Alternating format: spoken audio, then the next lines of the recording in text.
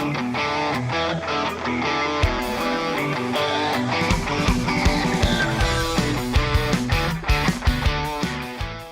back to another edition of the Fantastic Four film reviews, where I'm going to be looking at the latest 3 Fantastic Four films prior to the newest one, Fantastic Four: The First Steps. This time around, we're looking at the sequel to the other Tim Story directed film, Fantastic Four: The Rise of Silver Surfer. I will say I'm a little bit more nostalgic for this one than I am for the previous one, because I saw this one way more as a kid, because obviously the addition of Silver Surfer is in this, and I'm gonna get this right off the bat. This guy looks so fucking cool. Just look at how badass he is. He doesn't have to do anything, he just shows up and he looks like a fucking badass. But I'm getting ahead of myself. Let's start taking it from the top here. A little bit of a late thing I do here, because I've reviewed a bunch of older films and I've gone through the whole entire plot without telling anybody that I was doing it, but I figured it didn't matter because these films are so old that most of the people would have already seen it by now or don't care enough to see it by now. But going forward, I'm going to try to remember full spoilers for the film ahead. Beginning of the film, we see a planet being destroyed, and then we see a little white sort of like asteroid almost shoot out into this distance at a very hyper speed, and this is where we get the opening credits, and this is the early stages of what we think is going to happen in the film, which then leads to a pretty peculiar scene at the beginning of the Fantastic Four's introduction in this, because we see them having to get on an airplane and fly somewhere.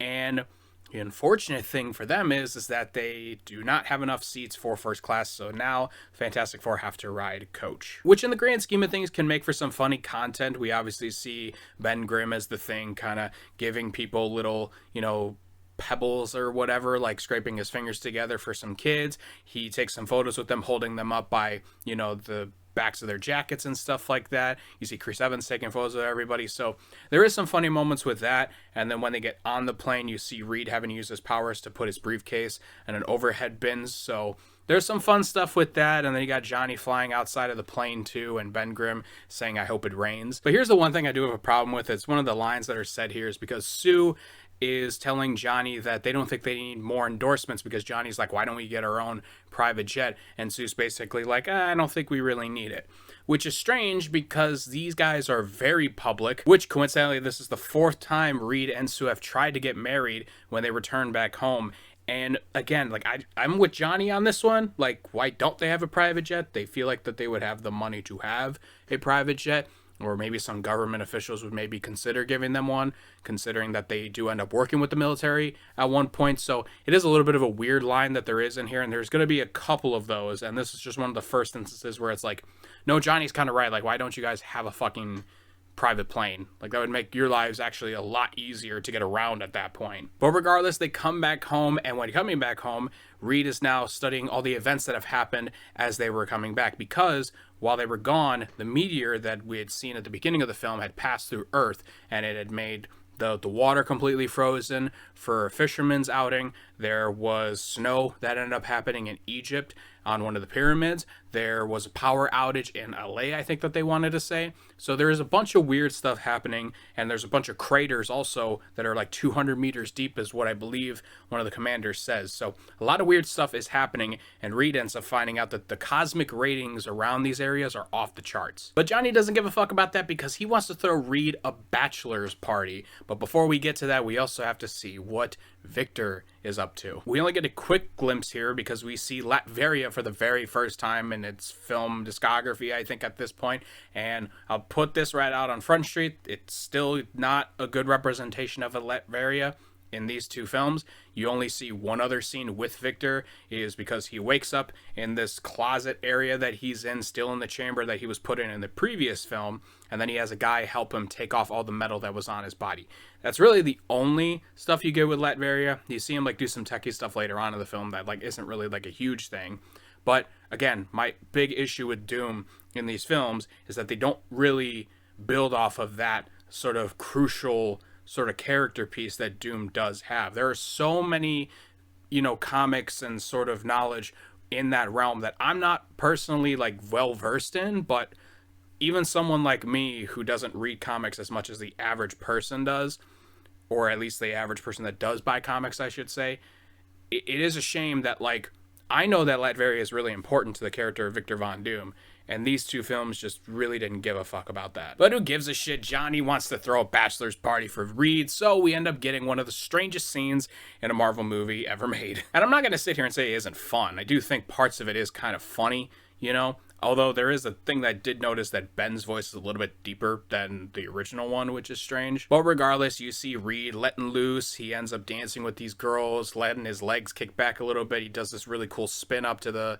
ceiling and then comes back down.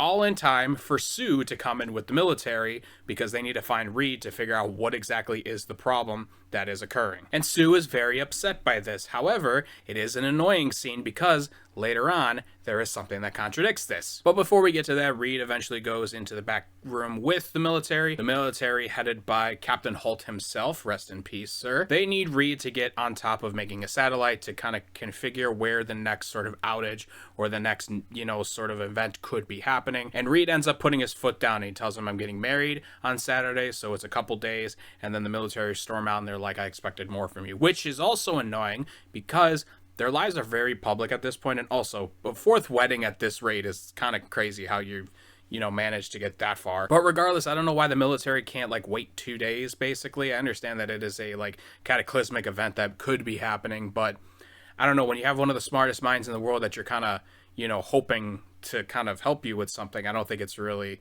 a necessarily good idea to get on his bad side in this instance. But the thing that pisses me off after this scene is the scene with Sue, where Sue was mad that Reed was having a fun time at the club with all these girls and everybody.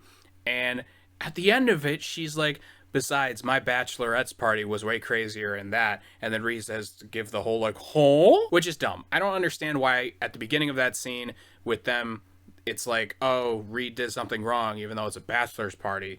And then she is mad about it, but then is like, oh, it's okay because I did crazier things. So then why were you mad in the first place, bro? This marriage is getting off to a rough start, in my opinion. And it's also a rocky relationship because even though Reed put his foot down and said that he wasn't making the satellite, it turns out that Reed was actually lying. Reed does end up making the satellite, and this is all going to culminate to their wedding that is coming up shortly. One of the very good scenes that they have in this film, I think, everything from the day of their wedding until the end chase scene that happens here, I think is actually good stuff here. There's some good heart-to-heart moments with a lot of the characters. You see a funny scene between Ben and Johnny, which is always great. You see Alicia and Stu kind of having a heart-to-heart before her big day. You end up seeing Ben going to find Reed while he's doing the finishing touches on the satellite, and then they go off to their wedding. And it also culminates to what I think is probably my favorite one, because you don't get a ton of these in these two films, is you get serious Johnny Storm. Again, I've been on record saying that I think Chris Evans is one of the best parts of these two films. Him and Michael Chiklis as Ben Grimm are pretty equal to me. I think maybe Johnny might be slightly higher, but you could interchange them. I think they're both pretty great in their respective roles. And when you give Chris Evans some really good material for this character, I think he shines. He has a really good moment with Sue before their wedding, and I don't know. I think it's fun. You have to find the good things in these kinds of movies because early to mid 2000s Marvel movies and superhero movies in general were not really, really great. This was made in 2007, I want to say. And this was a year before the big boom of Iron Man and Dark Knight came out in the same year. And then that launched a crazy, crazy string of great things. But we had to sit here in a lot of the muck before we got to the great stuff. But I'm getting a little negative here because I said that I liked this scene, and I do. The next part we see in this is the wedding. We see a Stan Lee cameo, which is always so nice. Rest in peace, sir. There's a nice little cake topper with Reed's kind of arms, stretching around an invisible woman cake topper, which is nice. And then all hell breaks loose because then Reed gets a little satellite reading on his phone that he has because he's just as much of a tech junkie as the rest of the world is right now. So he wants to cut the wedding short, and in doing so, there was a helicopter that was flying because, again, very public wedding. It starts to go off because the cosmic energy starts to mess with everything and creates yet another blackout now in New York. And with this happening, the helicopter starts to fall down. Everyone has to spread out and run away. We see the Fantastic Four actually saving some people, which is some good stuff because if we remember correctly, they didn't really do a ton of saving in the first film. They had that first scene where they kind of, caused the destruction on the highway, but then they saved people on the highway, so people thought that they were great. But there wasn't a ton of saving people in that sense. It was, again, their origin story for sure, but In this, you actually get to see a couple of scenes with them actually saving people, and this is one of them. Sue ends up using the force field to kind of stop the helicopter from flying closer to the people. You see Ben saving Alicia by grabbing the tail end of the helicopter and breaking that off, leading to the actual insanely best part of this film. Even though I've said everything before this is good, but this is the capper of such a great scene and the best scene in the entire film. It's the chase scene of the Silver Surfer and Human Torch. And this is where we get to see the Silver Surfer in all of his glory. Just look at how fucking cool he is. Even Johnny thinks so. Oh, that is cool. And obviously, I love this chase. It's classic Johnny at the very beginning where Reed's basically telling him, like, you got to go get him. And then he's like, but this is Dolce. And now he has to burn up a really expensive suit that he doesn't want to. But he goes off and he has to say, oh, that's cool, with him going and phasing through the building, telling him he's a show off when cool-ass Silver Surfer's just going underneath his board upside down. That's pretty dope. But what's also great about this is it shows just how fast they're going, too, because they start out in New York, and then they end up passing one of the monuments in Washington, D.C. before they go up into space. And it's really fun because you get to see the different kind of lands that they see during this part, leading up to the end where Surfer quickly turns around and catches Johnny by the neck, brings him up into space, and then just tosses him down so Johnny has to plummet down to Earth. Again, really fun stuff. You have to get the great stuff out of like some of the mediocre things that are here, but this is genuinely great on its own. This is one of the best scenes in a Marvel movie, I think, personally. It's so much fun to watch. I don't really know. You don't hear a lot of bad things about this scene in particular with this movie. You hear a lot of bad things about these two films in general, but this is one of the few things that people are very clearly like, no, that was cool. Like, we got to give it props to that for sure. But then you got to crash down back to Earth because then you get some of the weird stuff yet again, because we get to see Johnny returning back home after the incident, and he starts talking to Reed and everybody because of the events that happened, and he describes what the Silver Surfer looks like, and they just have to do the really weird line of Reed going, this Silver Surfer?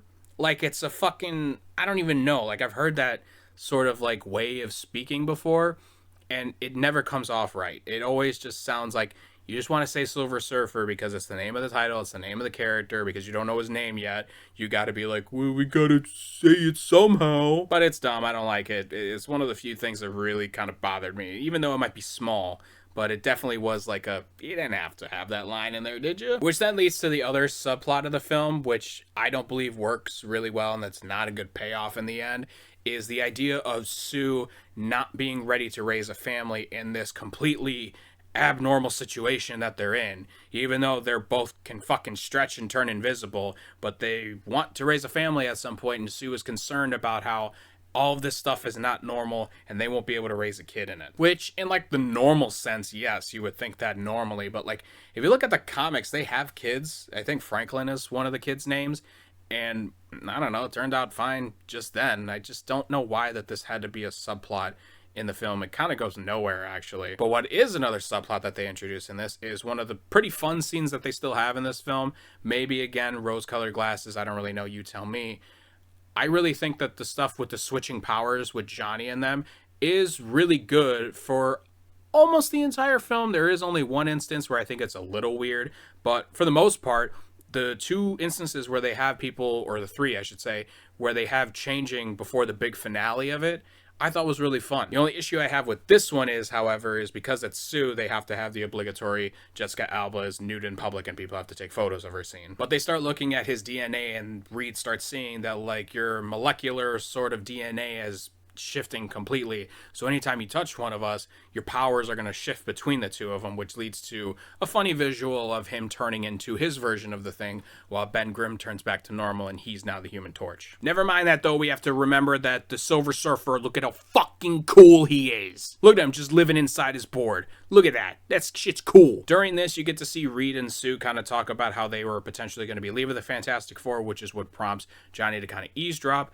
and then he tells Ben in private. But we also get to see what Victor's been up to since coming back alive, basically, and he ends up finding out where the Silver Surfer is, and he goes to confront him. In doing so, though, the Silver Surfer says, "I'm too cool for you, bro," and then decides to just fucking force field fucking bam his ass all the way through fucking ice, which eventually heals him. After this, Reed and everybody finds out that wherever the Silver Surfer ends up going to, the planets that he had been to have shattered almost completely. The life forms are just completely dusted, and the planet is no more, basically. And in this research, they find out where the next sort of location is going to be, and it's going to be in London. So as they go out to find the Surfer to make sure nothing happens in time, eventually they don't get there in time because of their argument that they have in the helicopter before, where Johnny basically has to blow up this whole thing of like, weren't you going to tell us that you were going to be leaving the Fantastic Four?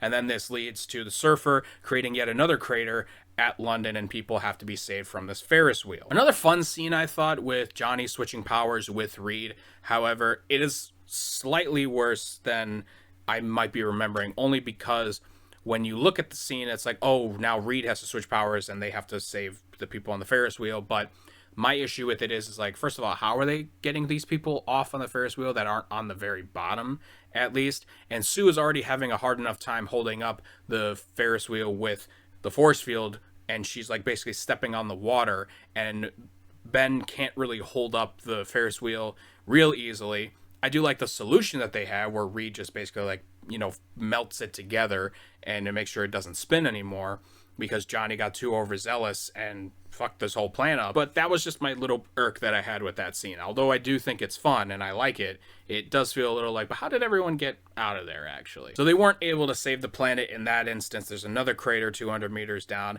Captain Holt is now really, really fucking pissed. So while they're gathering up, they end up finding out that the military has called in for Victor, which is another problem with this film. This is probably the biggest issue of the entire film, up until we find out the main villain of the film is Galactus. But the biggest issue here is the fact that the military is just so okay with having Victor come on board and helping the Fantastic Four with finding the Silver Surfer. And while they both help each other here, you see Victor have footage of him fighting the Surfer in the ice area, and you find out that the Surfer creates a lot of his energy from his board. So if you separate him from the board, he becomes powerless. So that's now the plan. Find a way to get the Surfer away from his board so you can interrogate him and figure out what the hell is going on. But in good old Victor fashion, we end up seeing that he's working on his own project, because later on, he's going to take the board for himself. But we do get another... This is where we get some more kind of weird stuff. This is definitely where the film starts to really fall apart, because we get to the point where the Fantastic Four and Victor and the military are in the forest looking for the Silver Surfer again. And they make this like kind of surround area to somehow disrupt the molecules and everything within the Surfer. I don't know, I wasn't really paying attention to that part because it got boring. But regardless, there's a fun scene where Captain Holt, and I'm just going to keep calling him Captain Holt because I didn't bother to write his name down, but we get to see him yell at Reed Richards saying he's the quarterback of this team. But then Reed, in a very Tony Stark fashion, kind of put his foot down once again, and he's like, I'm one of the greatest minds, I'm marrying one of the hottest women in the world, and I would say that you're not going to get a damn thing unless you have me and my friends kind of do what we need to do. I like the scene a lot. You don't get a ton of Reed kind of being cocky moments, and I feel like that is a pretty integral part of him. I feel like most scientists in the MCU kind of have that similar trait.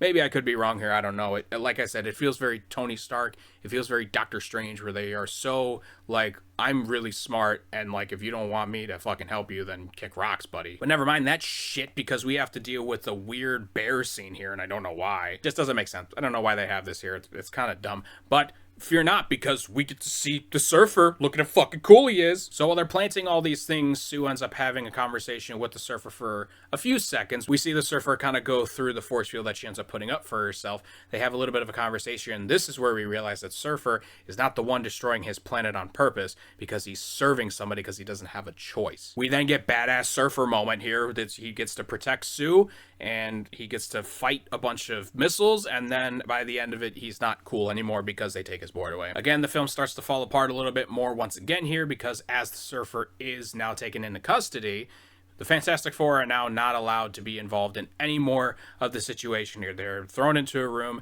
and they're basically saying, hey, you could sit back here while we basically torture the dude to find out what the hell's going on. In the meantime, you also get Victor, who is now being allowed to test on the board at this point, which was a part of their agreement. But again, I just don't understand why the military is like, oh yeah, that big bad guy that kind of just came out of nowhere and the Fantastic Four fought and defeated him. Let's call him in because surely he won't do anything wrong here. This is where we get even more exposition dump because this is where we realize who Silver Surfer is serving, and it ends up being the film's representation of Galactus. If you are a superhero fan, you know that Galactus is portrayed as like this hulking sort of towering individual with this huge helmet, this like purple and blue sort of costume, and they decided to make him a cloud. Yeah, he's a cloud that eats things, not a fucking insanely powerful almighty sort of demigod thing. Maybe, I don't know. No, he's just a fucking cloud of, you know, rocks and shit, I guess. And we get to see that because Silver Surfer's tummy is a little TV, so that's nice. But regardless, now the team has to break out. They have to make sure that Victor doesn't get to the board because now they know what's at stake. And in doing so, they get a little fun scene where the kind of wall bashes through and kind of hits Ben and Reed and sticks to the wall at the very end of the hallway, leading to the team having to go fly with the Surfer to go get back his board in this new aircraft thing that Reed had been working on all this time. He couldn't have just told everybody that he was working on this. No, he had to show it off in grand fashion. And maybe that's part of the whole Tony Stark-esque, like, you know, or cocky sort of, you know, science guy thing where he's like, I can't really show this off yet because I need it for the right moment. But this also dates back to the beginning of the film where it's like, it would have just been an easier thing for you guys if you just had a private jet and he was working on something. And we don't get to see him work on it really ever up until this point is where we see it now, which is dumb. So Johnny has to fly separately because Surfer has to get into the car because now it's 5 instead of 4 people. We get a quick fight here with Victor Von Doom and the board. And it's just a little weird to see wacky Victor Von Doom here, I'm not gonna lie. Let's all go for a spin! Again, I'm not a big fan of this version of Doom, really at all. I don't think anybody really is, and if they are, it's a shame, honestly. You get wacky Doom here, they fight in the sky, they have to split off, which is like, could have been a fun scene, but it's also a really dark background too, so it's hard to see anything because the ship is gray and it doesn't really reflect really well in the dark, and Victor's wearing almost all black and the board's basically black now and you can't see anything, leading to the death of Sue Storm. So Victor throws a spear through Sue, and then while everyone's kind of mourning, and they all kind of figure out in this exposition dump yet again of like, we need to get the board away from him. I could clobber him, but I can't get close enough to him, and if you see me coming a mile away, it'll take all of us. What about just one of us? So this is where Johnny decides to be the bigger person in this situation, and he takes everybody's powers to have a fight with Victor. It's a pretty quick fight, and it's like kind of a cool idea, but he just looks ridiculous here, unfortunately. Watching it back, you know, as a kid, I was like, oh, this is really cool. Like, I love this fight between Johnny and Doom here because he has all the powers. And, like, again, the idea of it is fun, but by the end of it, you're just like, this looks fucking ridiculous. Because here's the worst part about it. So Johnny defeats Doom, and you see Ben gets on, like, a crane or whatever in China, and he like hits him like a baseball bat to a ball and like tosses him all the way into the river that's nearby. And when Johnny comes back down to the ground to meet everybody and he's not in flame form anymore, his hands are rocks like the Thing, and it just looks like a fucking like a kid toy with the Hulk gloves, you know, back in the day. I don't know. I think it's fucking stupid. But the board is now safe. Silver Surfer gets on the board. He ends up restoring life back to Sue. This is where the Surfer decides that we always have a choice, and he goes up to kill the Galactus. Johnny decides to give him a little bit of a boost. He goes up there to see what Galactus looks like. He falls back down to Earth, and then we get to see this cool dude just fucking sacrifice himself. It was such a shame. As a child, I was devastated that my homeboy on the Silver Surfer is just gone. Because of the Surfer's sacrifice, the team is now safe, the world is now saved, and this is where we get the resolution of Sue and Reed being like, oh, we gotta be the Fantastic Four still, because look at what happened here, we saved lives, so let's just keep going. So this is a little fun stuff at the end of the film. You get the 5th try at a wedding, and inside they do it in China this time, and they fly out just a few amount of people. It's not too many. You get the military girl that Johnny had the hots for the whole time. You get Alicia, obviously, with Ben, And then they get a call yet again during the ceremony. This time it's Sue, though, that says, can we just speed it up, though? They get the rings, they say, I love you, they kiss, and then they gotta go. Leading to the end of the film where the big X is made, but this time it's in the frickin' jet-like thing, and that's the end of the film. And it says 2 credits up until you get a post-credit scene. It's probably one of the fastest post-credit scenes you'll ever see in any Marvel movie ever. We get to see the surfer floating in space, and right before it cuts away from his face, his eyes open and the board flies right to the screen, indicating that the surfer lives on. And I just gotta say, that's so cool. We get to see the cool man come back. Never, but these movies died off after that. But, the implication was there. So Fantastic Four Rise of the Silver Surfer, is it any better than the previous film? I don't think so, actually. I think that the origin story for the Fantastic Four is a lot better. While I do think there are better scenes in this film, I think as an overall package, the first film is a little bit better. Don't get me wrong, I love the stuff with Silver Surfer, as stated. I love the stuff with Johnny in this film. Again, their chase scene is one of the best scenes in a Marvel movie ever. But here's where you get down into